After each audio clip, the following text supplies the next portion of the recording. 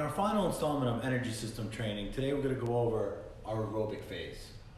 Training residual for the aerobic phase usually lasts between 25 to 35 days.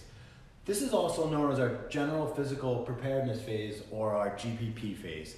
This is what helps us build our work capacity to help us train in the off season.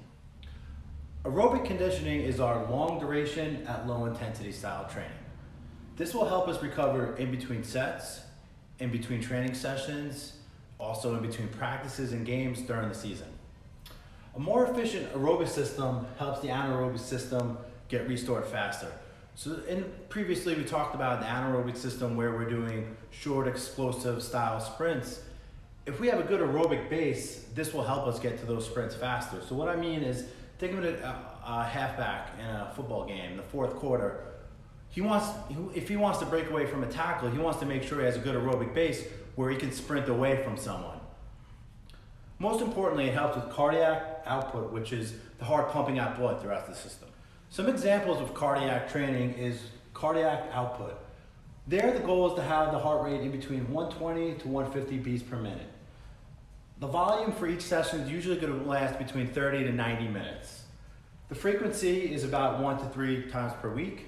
And some examples are hiking, swimming, biking, using a rower. But one of my personal favorites for athletes is mobility circuits. This is where we can kind of kill two birds with one stone, where we're working on mobility restrictions while keeping the heart rate up. Another example is tempo intervals. So this is, again, we want to keep the heart rate at 120 to 150. This is going to be between 15 to 30 minutes each session. The frequency is going to be 1 to 2 times per week. And an example is, I like to use is tempo runs, where we're running out of 70% intensity.